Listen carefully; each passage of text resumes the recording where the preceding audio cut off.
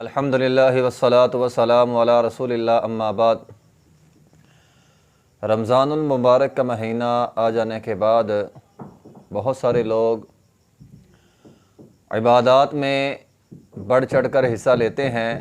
نماز، نوافل، ذکر و اذکار، تلاوت قرآن، صدقہ و خیرات اور بہت ساری عبادات۔ لیکن کچھ لوگ ایسے بھی ہوتے ہیں جن پر ماہ رمضان کی بہار کا کوئی اثر نہیں ہوتا۔ رمضان کا مہینہ بھی آ گیا، رحمت کے دروازے کھل گئے، برکات کے دروازے کھل گئے، جنت کے دروازے کھل گئے، شیاطین کو جکڑ دیا گیا، پھر بھی ان لوگوں کا عبادت کرنے کو دل نہیں کرتا۔ جیسے رمضان سے پہلے تھے، رمضان آ گیا ویسے ہی اب ہے۔ آخر کیا وجہ ہے؟ عبادت کرنے کو کچھ لوگوں کا دل کیوں نہیں کرتا؟ محترم سامعین کرام، اس کی وجہ یہ ہے کہ لوگوں کا ایمان کمزور ہے۔ جب ایمان کمزور ہونا، پھر عبادت کرنے کو دل نہیں کرتا۔ ایمان کیوں کمزور ہے؟ اس کی بہت ساری وجوہات ہیں، جن میں سے ایک وجہ یہ ہے کہ انسان کا ایمان اس وقت کمزور ہوتا ہے جب انسان اپنے گناہوں کو معمولی سمجھتا ہے، ہلکا سمجھتا ہے۔ عبداللہ بن مسعود رضی اللہ تعالیٰ فرماتے ہیں کہ مومن آدمی سے جب گناہ ہو جاتا ہے نا، تو اپنے گناہ کو ایسے سمجھتا ہے جیسے اس کے سر پر پہاڑ رکھ دیا گیا، اور عین ممکن ہے کہ پہاڑ جو ہے اس کے سر پر گر جائے۔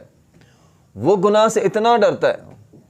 وہ عورت جس نے نبی علیہ الصلوۃ والسلام کے زمانے میں بدکاری کر لی تھی، جب گناہ تو اس نے کر لیا، اب وہ نبی علیہ الصلوۃ والسلام کے پاس آئی، صحابہ اکرام کی موجودگی میں الاعلان اس نے کہہ دیا، اللہ کے رسول مجھ پر ہاتھ لگائیے۔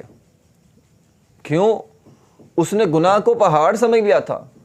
وہ چاہتی تھی یہ پہاڑ مجھ سے دور ہو جائے، اتنا ڈری وہ اپنے گناہ سے، اب وہ اعلان اعتراف کر رہی ہے۔ اسے پتہ بھی ہے کہ میں جو بات کہہ رہی ہوں، میرے گناہ کی سزا کیا ہے کہ مجھے پتھر مار مار کے رجم کر دیا جائے گا۔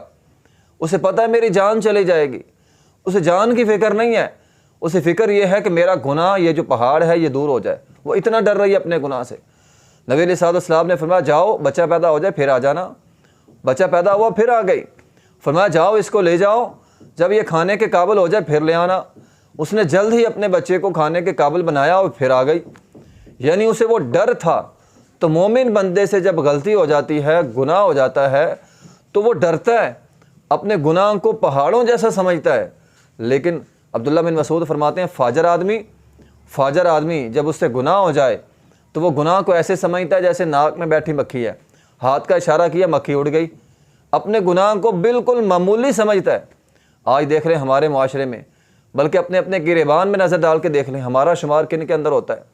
اگر تو گناہ ہو جانے کے بعد ہمیں احساس ہوتا ہے کہ مجھ سے گناہ ہو گیا ہے، ندامت ہوتی ہے، افسوس ہوتا ہے، شرمندگی ہوتی ہے، ہم اپنے رب سے گناہوں کی معافی مانگتے ہیں، پھر تو بات ٹھیک ہے۔ لیکن اگر گناہ ہمیں محسوس ہی نہیں ہوتا، ہمیں احساس ہی نہیں ہوتا، بہت سارے گناہ معاشرے میں ایسے ہیں جن کا احساس ہی نہیں ہوتا، جھوٹ ہے، چغلی ہے، غیبت ہے، اور بہت سارے گناہ انسان گناہ کرتے ہیں، انسان اس کو گناہ ہی نہیں سمجھتے۔ گالی نکالنے کو لوگ گناہ ہی نہیں سمجھتے۔ بہت سارے ایسے گناہ ہیں کبیرہ گناہ، لیکن ہمارے معاشرے میں سمجھتے ہیں یہ میری بڑی ذہانت ہے۔ مثال کے طور پر فراڈ کرنا، ناپ تول کے اندر کمی کرنا۔ اچھا، لوگ ناپ تول کے اندر کمی کر کے فراڈ کرتے ہیں اور سمجھتے ہیں میرا بڑا حافظہ ہے، اپنی ذہانت کو داد دیتے ہیں کہ میں بڑا تیز ترار ہوں، میں بڑا چلاک ہوں، میں بڑا ہوشیار ہوں، میں نے دوسرے کو جو ہے وہ پتہ ہی نہیں چلنے دیا اور میں نے یہ کام کر لیا۔ محترم بھائیو، ایک تو کبیرہ گناہ، اور دوسرا اس گناہ کو گناہ سمجھنے کی بجائے اپنی ذہانت کو داد دیتے ہیں، میں بڑا ذہین ہوں۔ جبکہ یہ ایسا گناہ ہے کہ اللہ تعالیٰ نے ایک قوم شعیب پوری کی پوری اللہ تعالیٰ نے اس گناہ کی وجہ سے تباہ کر دی تھی کہ وہ لوگ ناپ تول کے اندر کمی کرتے تھے۔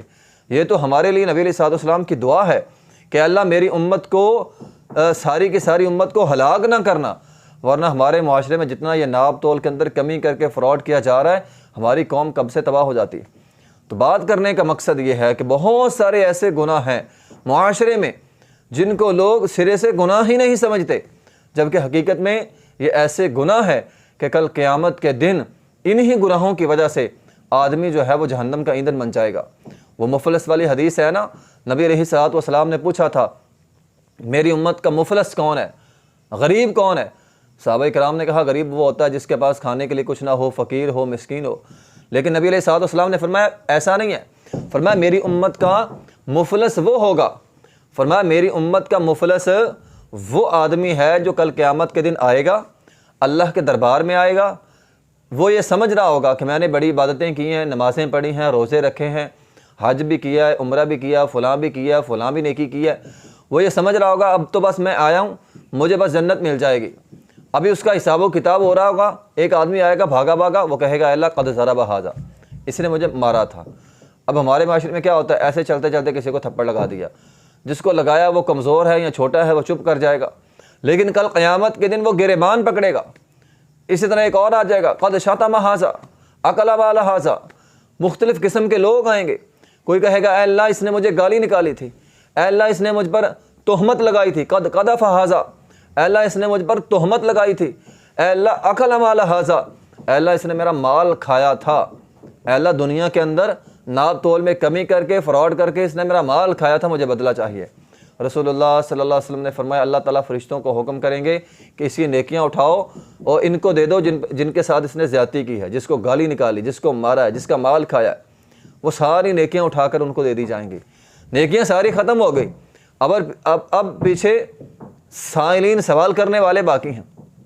پھر اللہ تعالیٰ فرمائے گا ان سوال کرنے والوں کے گناہ اٹھاؤ اور اس کے کندھے پر ڈال دو، اس کے کندھے پر گناہ لاد کے اسے جہنم کے اندر پھینک دیا جائے گا۔